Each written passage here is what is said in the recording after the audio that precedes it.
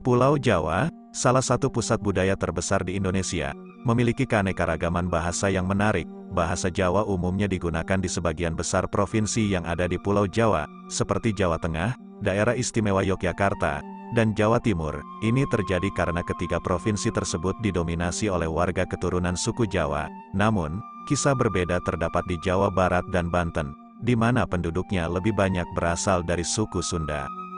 Warga suku Sunda di Jawa Barat dan Banten tidak menggunakan bahasa Jawa sebagai bahasa sehari-hari mereka. Sebaliknya, mereka menggunakan bahasa Sunda. Mengapa hal ini terjadi?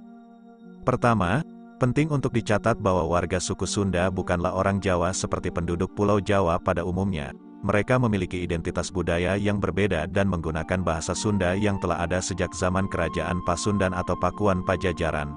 Pada masa itu, para tokoh dan raja-raja kerajaan menggunakan bahasa Sunda dalam percakapan sehari-hari. Meskipun bahasa Sunda dan bahasa Jawa berasal dari akar bahasa yang sama, yaitu Melayu Polinesia, keduanya memiliki perbedaan yang mencolok dalam hal dialek, fonologi, dan tata bahasa. Bahasa Sunda awalnya tidak mengenal struktur tingkatan bahasa berdasarkan jabatan dan usia seperti yang ada dalam bahasa Jawa, yang menggunakan tingkatan seperti ngoko dan krama. Namun, selama masa kerajaan Mataram Islam di Pulau Jawa, terjadi ekspansi wilayah hingga mencapai Jawa Barat. Ini berdampak pada suku Sunda, yang mulai memengaruhi penggunaan bahasa Jawa di beberapa wilayah Jawa Barat yang berdekatan dengan Jawa Tengah, seperti Cirebon, Cilegon, Indramayu, dan sekitarnya. Bahasa Jawa juga tetap digunakan di Serang, sebuah kota di Provinsi Banten. Meskipun demikian, dialek bahasa Jawa yang digunakan di sana memiliki perbedaan dengan bahasa Jawa yang digunakan di wilayah lainnya di Pulau Jawa. Bahasa Sunda sendiri juga mengalami modernisasi, mirip dengan perkembangan bahasa Jawa pada zaman Kerajaan Mataram Islam. Hal ini mencakup penggunaan tingkatan berdasarkan jabatan dan usia dalam percakapan sehari-hari. Suku Sunda, dengan akar bahasa Sansekerta, memiliki arti yang indah dalam namanya. Awalan Sun, atau Sunsa, menggambarkan konsep keputihan, kilau yang bersinar, dan kecerahan. Dalam bahasa Bali dan Jawa kuno, Sunda juga mengandung makna suci, tak tercela, murni, tak bernoda, atau bersih. Asal-usul suku Sunda dapat ditelusuri hingga ke keturunan Austronesia, yang termasuk dalam ras Mongolit dan tersebar dari Taiwan hingga Hawaii. Mereka kemudian bermigrasi melalui Kepulauan Filipina sampai mencapai Pulau Jawa sekitar 1500 hingga 1000 sebelum Masehi. Ada juga teori lain yang menyatakan bahwa suku Sunda berasal dari Sundalandia, sebuah ras yang dahulu mendiami semenanjung cekungan besar yang sekarang membentuk Laut Jawa, Selat Malaka, dan Selat Jawa. Suku Sunda memiliki ciri khas yang menjadikannya unik. Salah satu hal yang mencolok adalah kesulitan mereka dalam melafalkan huruf F, karena dalam aksara dan bahasa Sunda kuno, huruf F tidak dikenal. Biasanya, huruf F akan dilafalkan sebagai P, dan tradisi ini telah berlanjut dari generasi ke generasi. Ciri khas lainnya adalah cinta suku Sunda terhadap lalapan.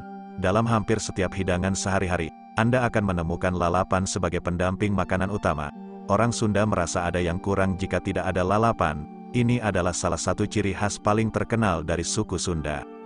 Selain itu, suku Sunda memiliki 5 watak yang telah diajarkan secara turun-temurun dan menjadi pedoman dalam kehidupan mereka.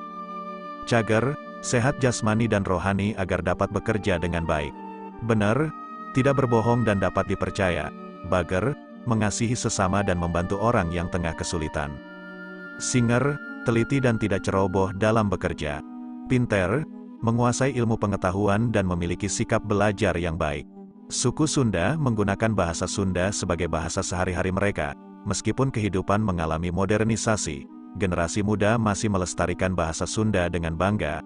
Bahasa Sunda berkembang menjadi beberapa dialek yang berbeda, seperti Sunda Banten, Sunda Selatan, Sunda Utara, Sunda Tengah Timur, Sunda Timur Laut, dan Sunda Tenggara. Setiap dialek ini mencerminkan keragaman budaya yang unik di berbagai wilayah di Jawa Barat. Suku Jawa, sebuah kelompok etnis yang makmur di pulau yang sama, memiliki asal-usul yang mendalam dan penuh misteri. Ada beberapa teori yang mengelilingi akar budaya dan keberadaan mereka di Indonesia yang beragam ini. Dalam dunia arkeologi, penemuan fosil seperti Pithecanthropus erectus dan Homo sapiens di berbagai lokasi di Pulau Jawa telah memberikan bukti bahwa suku Jawa telah ada jauh sebelum kita membayangkan. jutaan tahun yang lalu, mereka telah menghuni tanah ini. Namun, pandangan sejarawan menggambarkan narasi yang berbeda. Mereka mengusulkan bahwa suku Jawa berasal dari wilayah Yunan, China, yang menjalani perjalanan melintasi samudra menuju Nusantara. Mereka membawa dengan mereka budaya, bahasa, dan tradisi yang kemudian membentuk akar budaya suku Jawa. Ada juga kisah menarik dari Babat Jawa kuno, yang mengklaim bahwa nenek moyang suku Jawa adalah pangeran kerajaan Kling yang terbuang dari persaingan tahta. Pangeran ini, bersama pengikutnya, mendirikan sebuah kerajaan baru yang mereka sebut Java Cekwara. Kisah ini menjadi salah satu asal-usul yang paling terkenal dalam mitologi Jawa. Namun, sebuah surat kuno dari Keraton Malang juga menyuguhkan versi yang berbeda. Surat ini mengisahkan tentang Raja Rum, seorang penguasa dari Kesultanan Turki pada tahun 450 SM, yang konon menemukan sebuah pulau yang sangat subur, Pulau Jawa. Masyarakat suku Jawa dapat dikenali dari bahasa, garis keturunan, filosofi hidup, dan sikap mereka yang masih tercermin hingga saat ini. Bahasa Jawa, dengan beragam dialeknya, tetap menjadi salah satu ciri khas yang paling mencolok. Dalam budaya Jawa, bahasa ini memiliki aturan yang rumit, termasuk kosakata dan intonasi yang berubah sesuai dengan hubungan antara pembicara dan lawan bicara. Ini mencerminkan pengaruh sosial yang kuat dalam budaya Jawa, terutama dalam menentukan status sosial seseorang. Sistem kekerabatan suku Jawa juga memperhitungkan keturunan dari kedua belah pihak, ibu dan ayah. Dengan prinsip bilateral ini, hubungan seseorang dalam suku Jawa memiliki cakupan yang luas, mencakup keluarga dari kedua pihak. Karakteristik budaya suku Jawa, seperti religius, non-doktriner, toleran, akomodatif, dan optimistik, tercermin dalam sikap dan perilaku mereka. Masyarakat Jawa dikenal sebagai individu yang ramah, sederhana, dan berpegang erat pada tradisi mereka yang kaya. Mereka juga memegang teguh filosofi hidup seperti narimo ing pandum, menerima takdirnya masing-masing, dan memayu hayuning bawana, mempercantik keindahan dunia. Abad ke-14 di Indonesia menjadi saksi perseteruan antara dua kekuatan besar, Kerajaan Majapahit dan Kerajaan Sunda. Perang Bubat, yang meletus pada tahun 1357 M, menjadi salah satu peristiwa bersejarah yang mengguncang Nusantara. Pada masa itu, Pulau Indonesia dikuasai oleh berbagai kerajaan yang kuat. Kerajaan Sunda, dengan pusat kekuasaannya di wilayah Jawa Barat, dan Kerajaan Majapahit, yang berkuasa di Jawa Timur, masing-masing memiliki pengaruh yang luas dan dominan atas wilayah sekitarnya. Masing-masing kerajaan juga menonjol dalam aspek budaya dan ekonomi. Kerajaan Sunda, misalnya, unggul dalam perekonomian berkat lokasinya yang strategis di Jawa Barat dan pelabuhan Sunda Kelapa yang menjadi pusat perdagangan penting. Budaya Sunda berkembang melalui seni pertunjukan seperti wayang golek dan tari jaipongan, serta seni tekstil batik Sunda. Sementara itu, Hinduisme dan agama Buddha tetap berpengaruh dalam kebudayaan kerajaan Sunda. Di sisi lain, Kerajaan Majapahit maju sebagai kekuatan imperialistik yang berhasil mempersatukan wilayah Nusantara melalui diplomasi dan administrasi maju. Majapahit juga menjadi pusat perkembangan sastra kawi, seni, dan pembangunan infrastruktur, terutama dalam sistem irigasi yang mendukung pertanian. Dalam aspek agama, Majapahit mempertahankan Hindu-Buddha dan mempengaruhi penyebaran agama Islam. Perang Bubat, yang terjadi pada 1357 M, melibatkan dua kerajaan besar ini di bawah pimpinan Raja Hayam Wuruk dari Majapahit dan Raja Linggabuana dari Sunda. Konflik ini berakar dari perselisihan politik antara kedua kerajaan. Awalnya, Raja Hayam Wuruk berusaha untuk menikahi Dia Pitaloka, putri Raja Linggabuana, namun, pernikahan ini menghadapi kendala, terutama karena ambisi Gajah Mada, Panglima Perang Majapahit, untuk menaklukkan seluruh kerajaan di Nusantara. Gajah Mada meminta agar pernikahan tersebut diartikan sebagai takluknya Sunda terhadap Majapahit, permintaan yang ditolak keras oleh kerajaan Sunda. Ketegangan mencapai puncaknya saat pasukan Majapahit menyerang tempat peristirahatan kerajaan Sunda di Bubat, Trowulan. Pertempuran berdarah ini menyisakan banyak korban, termasuk Dia Pitaloka yang bunuh diri setelah kekalahan Sunda. Perang Bubat tidak hanya merobek hubungan antara Majapahit dan Sunda, tetapi juga berdampak pada dinamika politik dan budaya di seluruh Nusantara. Raja Hayam Wuruk yang baru mengetahui perang setelah berakhir sangat kecewa kepada Gajah Mada, yang turut bertanggung jawab atas konflik tersebut. Perang Bubat menciptakan perubahan signifikan dalam dinamika politik dan hubungan antara kerajaan-kerajaan di Nusantara. Era harmoni yang tercipta melalui pernikahan antara kerajaan Majapahit dan Sunda berakhir, dan kerajaan lokal seperti Sunda tidak lagi tunduk pada dominasi Majapahit.